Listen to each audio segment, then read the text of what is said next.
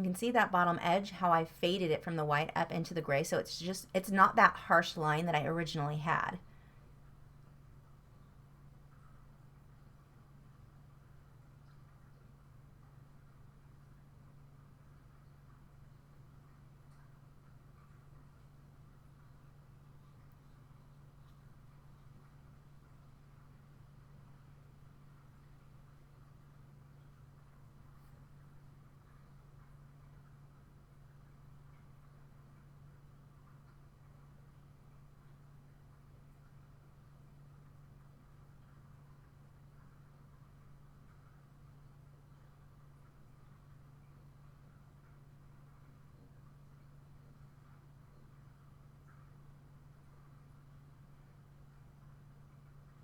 You can see the line that I had between the light and the dark there around the eye was way too harsh. So by taking the odorless mineral spirit, I could smudge that into the black, and that softened everything up nicely.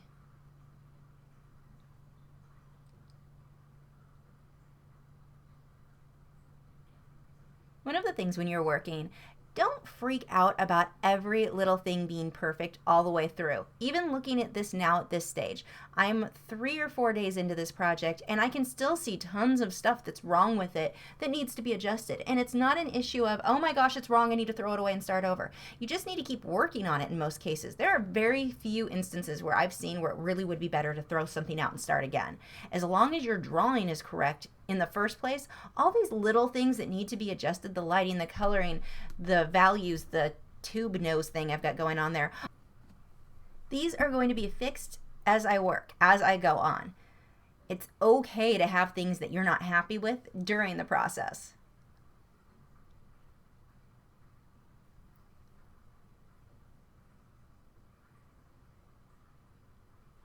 I'm starting to work on fixing the values around the nose so that this doesn't look like a tube anymore.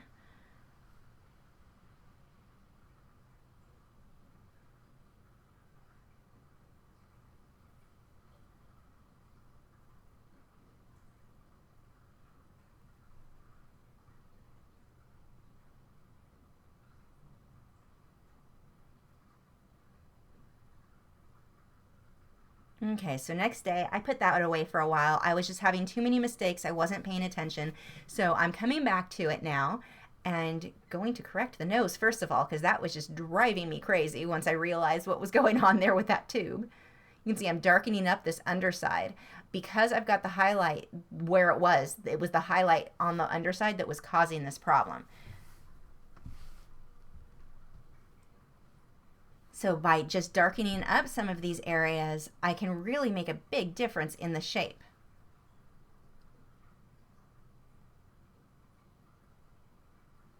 The lines were correct, my values were not, and that's what was giving this illusion of this weird, just deformed poor horse.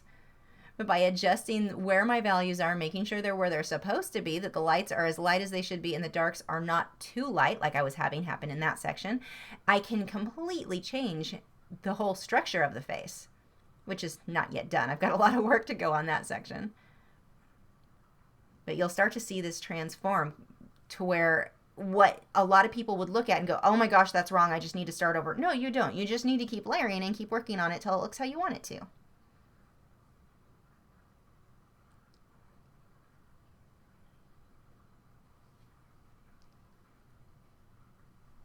Now, the only time that might be a real issue is if the only way that you're blending everything's being done by burnishing, where you can't layer. Here, the work is very forgiving for me because I can do so many layers, because the tooth of the paper is still there.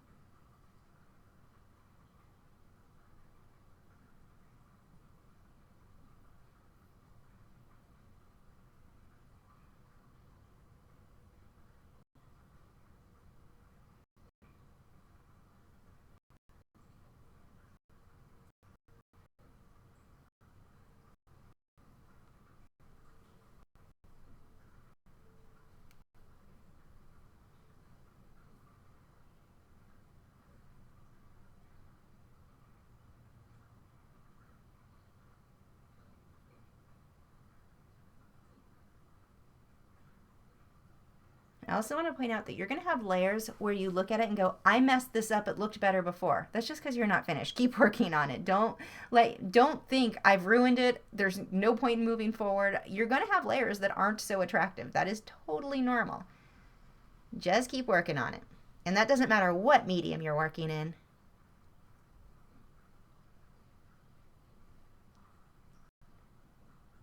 I'm just going to put a highlight on top of the first row of wet sand here, or wet water. Wet water, that's a bit redundant.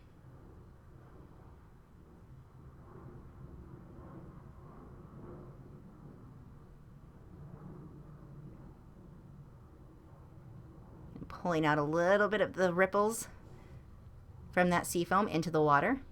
Again, mainly keeping these as long horizontal lines. Now, if you're working in oil, you can do this the same way, but you will get to the point where you want to start letting it dry in between some of these layers because you will start to create mud. What I would do with oil is get everything painted, the whole canvas covered with paint, get it as close as possible when it dries, go on top of that. Get it as close to finish as possible, let it dry. Once I start creating mud and things are just smudging together too much, just when you start having that problem with it smudging, that's when you need to let it dry and come back later. Few more of these ripples, again focusing on the long horizontal, short vertical. It looks like these are vertical. On some of these are kind of at a diagonal. They're not when you see this in person. It's just the angle of the camera. These longer lines really are very, very straight.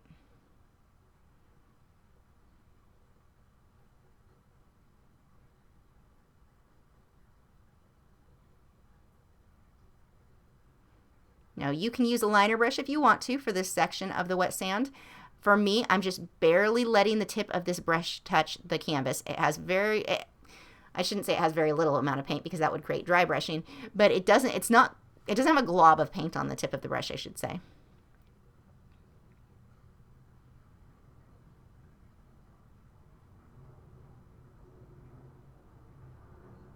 Kind of covering up some of that area where I dabbed the brush.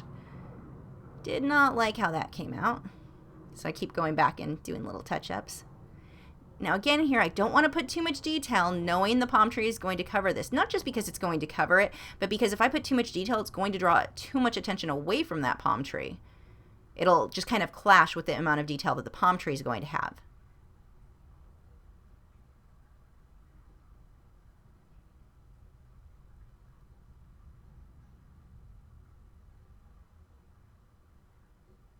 So I'm going to let this dry completely, and I've used my white charcoal pencil and drawn in where my palm trees are going to go. All I draw in are my tree trunks and then the lines of where each palm frond is going to be. I'm going to start with a grayish brown just to get my base for that trunk.